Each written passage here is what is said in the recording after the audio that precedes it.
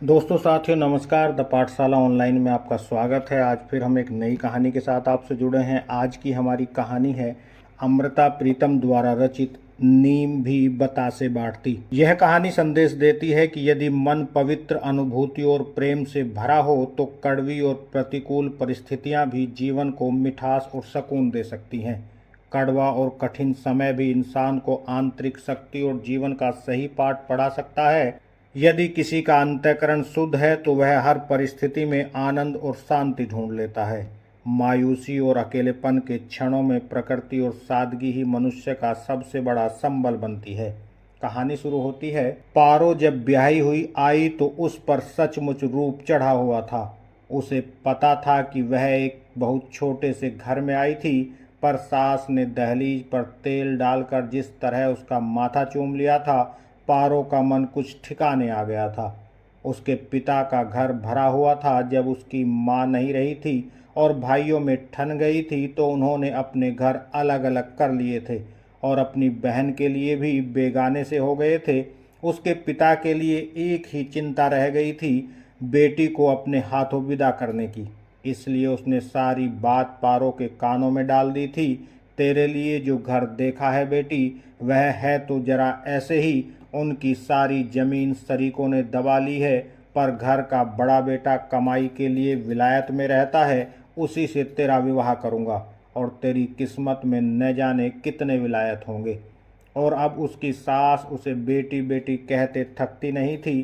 पारो को लगने लगा जैसे उसकी मरी हुई माँ की आवाज़ उसके कानों में पड़ रही हो। अपना मर्द उसने 4 रातों में एक सपने की तरह देखा, पर अभी आंखों में उसकी पहचान भी नहीं आई थी कि वह विलायत लौटने लगा। सास ने पारो के सिर पर हाथ रखकर कहा, बेटी गम न करना, वह जल्दी ही कागज बनाकर लाएगा और तुझे अपने साथ ले जाएगा। पारो को कोई संशय नहीं रहा। घर में अभी भी एक जवान मर्द था, उसका देवर नंदा, जिसके साथ घर बसता था, और उस घर पर सदके जाती सास थी। कई महीने बीत गए पर पारो के मन में कोई शक शुबा नहीं आया। कहते थे कि सरकार से कागज बनवाते हुए साल भर लग जाता है। एक दिन पारो ने अपने देवर का चेहरा कुछ उतरा हुआ देखा। शायद बची खुची जमीन पर खेती बाड़ी करता वह थक गया था। पर पारो ने रात को उसे माँ को एक ओर ले जाकर कुछ बातें करते देखा तो चिंता में पड़ गई।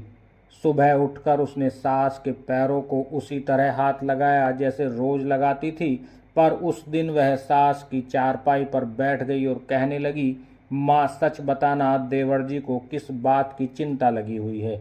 माँ ने उसकी पीठ पर हाथ रखा और कहने लगी, बेटी यह मेरे बेटे चिंता फिक्र करने के लिए तो तभी से हो गए थे जब सिर से बाप का साया उठ गया और शरीकों ने सारे खेत जमीन दबा ली।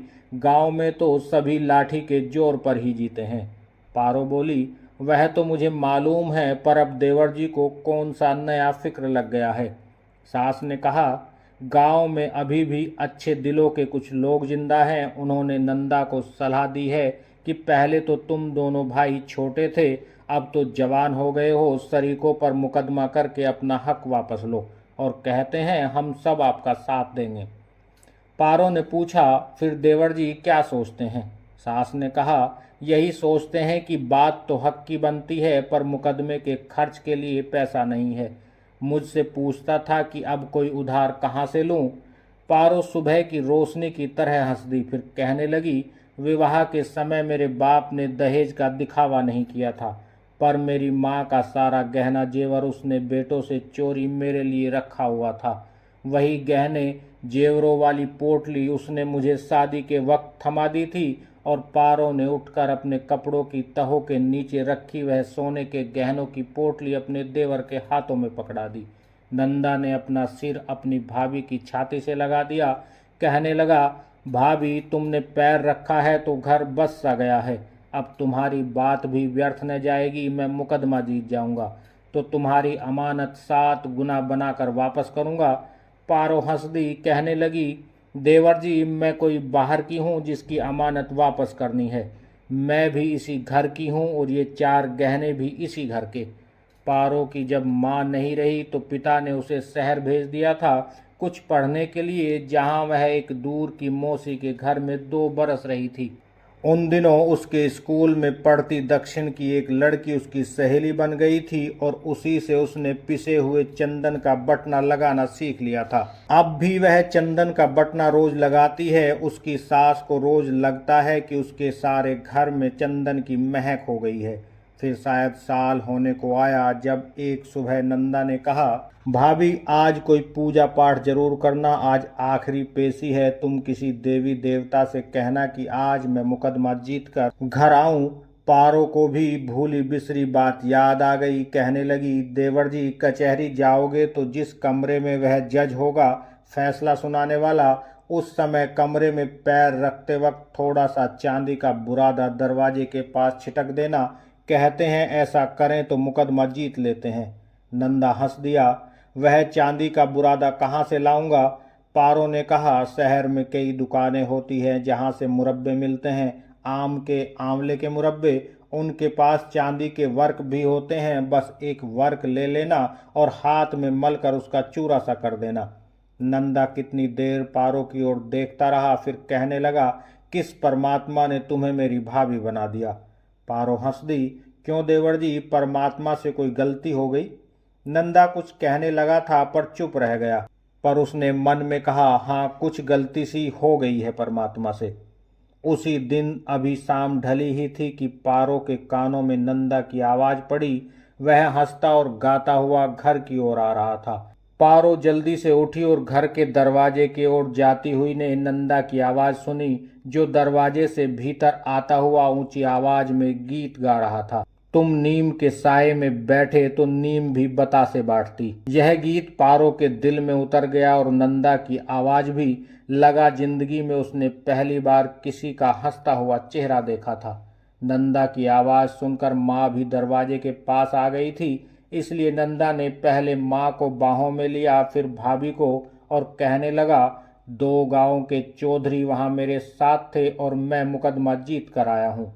माँ ने खुशी से भर आई आंखों को आंचल से पोंछा और कहने लगी, परमात्मा ने हमें यह दिन दिखाया है। सुबह कोई पुण्य दान कर देना और एक बात का ख्याल रखना, शरीकों के हाथों कुछ नहीं खाना है, शायद किसी का मन मैला हो। नंदा ने हंसकर पारो से कहा, भाभी अब तुम जमीनों वाली और बागों वाली हो गई। पारो हंस दी। उठकर कढ़ाई चढ़ाऊं और मुंह मीठा कराऊं? पारो के मन में तो कई ख्याल आए पर उसने कहा कुछ नहीं।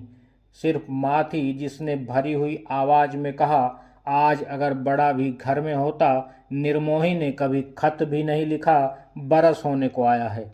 अब घर में आए दिन आम और अमरूदों के टोकरे आने लगे और साग सब्जियां भी इतनी कि माँ कई बार उन्हें आस पड़ोस में बांट देती। पर नंदा भीतर ही भीतर कुछ उदास हो गया था कि परमात्मा ने जाने क्या बात है कि भाई का खत नहीं आता। उसने 2 बार अपनी ओर से खत लिखे थे पर उनका उत्तर भी नहीं आया था। फिर उसके मन में आया कि सिर्फ 4-6 गांव छोड़कर वह गांव है जहां के 2 आदमी भी बाहर गए हुए हैं।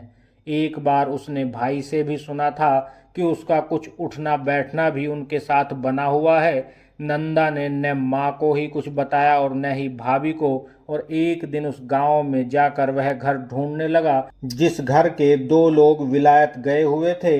इस तरह की बात गांव में सबको पता होती है। इससे नंदा ने घर की गली का नाम भी पता कर लिया और यह भी कि आजकल उनमें से एक आदमी घर आया हुआ है अपनी बहन के विवाह पर। नंदा ने उसके घर में जाकर उसे दुआ सलाम की और अपना नाम बताया। उस आदमी ने चारपाई बिछा दी उसके बैठने के लिए और घर में बन रही विवाह की कुछ मिठाई वगैरह उसके सामने लाकर रख दी। नंदा ने कुछ चिंता से पूछा, मैं अपने भाई की खैर खबर पूछने आया हूँ, उसका खत नहीं आया है इसलिए। उस आदमी ने कहा, आपका भाई खुशबाश है, खूब पैसा कमा लिया है उसने, गाड़ी भी खरीद ली है, उसके बाल बच्चे भी ठीक हैं। नंदा के मुंह से निकला, बाल बच्चे? उस आदमी ने कहा, उसने आपको कभी बताया नहीं कि उसके घर में 2 बच्चे हैं, कई बरस हो गए जब उसने विवाह किया था। नंदा पैरों तले की जमीन की ओर देखता रह गया। वह आदमी हंस दिया, कहने लगा, माँ से डर गया होगा कि माँ कहेगी, अरे किस करांटन से विवाह कर लिया। नंदा से कुछ बोला नहीं गया। उस आदमी ने ही कहा, जाकर उसकी खबर लूंगा कि वह माँ को खत क्यों नहीं लिखता, भाई भी फिक्र करता है। नंदा के होठों से बड़ी मुश्किल से निकला, अच्छा। वह कांपते पैरों से उठ खड़ा हुआ। उस आदमी ने उसको उठते हुए देखकर कहा, कोई बरस 1.5 बरस पहले कहता तो था कि घर जाना है, फिर आया नहीं। नंदा के होठों से हल्का सा स्वर निकला, आया था। वह आदमी हंस दिया, कहने लगा, फिर उसने आकर भी कोई बात नहीं बताई। नंदा ने होठ सिल लिए, इतना ही कहा, नहीं। अगले कई महीने बड़े बेचारे से हो गए। माँ को भी अब कोई चिंता खाए जा रही थी। वह एक दिन नंदा को पास बिठाकर कहने लगी, तू ही कहीं से उसका अता पता कर। नंदा बहुत देर चुप रहा, फिर कहने लगा, माँ, इंसान के मन का भी क्या पता चलता है, शायद उसने वहाँ कोई घर बसा लिया हो। माँ जल्दी से बोली, अरे इस तरह की बात मुंह से नहीं निकालते, क्या पता बुरा नसीब पास खड़ा यह बात सुन रहा हो। नंदा चुप का चुप रह गया। कुछ महीने और बीत गए तो एक दिन नंदा पारो को उदास सी देखकर कहने लगा, सारा दिन घर में बैठकर तो इंसान खामखा घबराने लगता है। ये बाग बगीचे किसके लिए हैं? भाभी तुम देखती नहीं जाकर। पारो का दिल आए दिन डूबता जाता था। वह कहने लगी, अरे मैं तो कड़वी नीम हूँ, किस लिए बता से बांटूं। मेरी छाया में तो परमात्मा ने क्या बैठना है, इंसान भी आकर नहीं बैठता। नंदा ने आंखें नीची कर ली, कहने लगा, मैं जो बैठा हूँ तेरी छाया में। पारो हंस दी, कहने लगी, कल को तू अपनी नीम की छाया में बैठेगा, मेरा क्या है। नंदा हंस दिया, अच्छा, अपनी नीम कौन सी होती है? पारो ने कहा, वही जो तू विवाह कर लाएगा। नंदा जोर से हंस दिया, कहने लगा, अगर उस नीम ने कड़वी निबोरिया बांट दी तो? पारो बोली, किस लिए रे, तुम जैसा इंसान तो खुदा होता है, वह बतासे बांटेगी, निबोरिया क्यों बांटेगी। नंदा सिर नीचे किए तिनके से जमीन को खुरसता रहा। फिर बहुत दिन नहीं बीते थे, जब नंदा घर आया तो हंसता हुआ पारो के पास जाकर बैठ गया। कहने लगा, अब बता, मुझे अपनी छाया में बैठने देगी? पारो हैरान सी नंदा की ओर देखती रही, फिर कहने लगी, देवर जी, आज तुम्हें क्या हो गया है? नंदा ने कहा, कुछ नहीं, पर उठकर माँ को बुला लाया और कहने लगा, माँ, जो बताने लगा हूँ सुनकर घबराना मत। तुम्हारे बड़े बेटे ने यहाँ आकर यूं ही विवाह का स्वांग किया था, शायद इसलिए कि तेरा कहा नहीं टाल सकता था, पर उसने तो कब का वहीं घर बसा लिया। उसके घर अब 2 बच्चे भी हैं, तुम्हारे नाती। नहीं रे, अगर यह बात सच है तो न वह मेरा पुत्र है, न वह मेरी बहू, और न वे मेरे नाती। पारो के चेहरे का रंग पीली हल्दी जैसा हो गया था। कहने लगी, और मैं अब कहाँ जाऊंगी, मेरा तो मायका भी कोई नहीं रहा, बाप रहा नहीं और भाई पहले ही बेगाने हो गए हैं। नंदा ने पारो का हाथ पकड़ लिया, कहने लगा, तुम यहीं अपने घर में रहोगी, जाना कहाँ है। माँ हिचकियाँ लेकर रो रही थी। जिस समय नंदा ने कहा, यह बात तो मुझे 6 महीने पहले ही पता लग गई थी, पर 6 महीने लग गए मुझे वकीलों के यहाँ जाते हुए। उस शर्मिंदे ने खत तो नहीं लिखा, पर अब तलाकनामा लिख कर भेज दिया है। और नंदा ने माँ के पैर छूकर कहा, माँ, अब मुझे और पारो को आशीर्वाद दे दे कि हम अपना घर बसा लें। माँ ने एक ममता से नंदा को भी देखा और पारो को भी, और पारो घर की खिली हुई दीवारों की तरह नंदा की ओर देखने लग गई। और यहीं पर यह कहानी समाप्त हो जाती है। तो दोस्तों, साथियों, अगर ये कहानी आपको पसंद आई हो तो इसे लाइक करें, हमारे चैनल को सब्सक्राइब करें। आगे फिर मिलते हैं एक नई कहानी के साथ। तब तक के लिए दीजिएगा इजाज़त। नमस्कार, जय हिंद, जय भारत।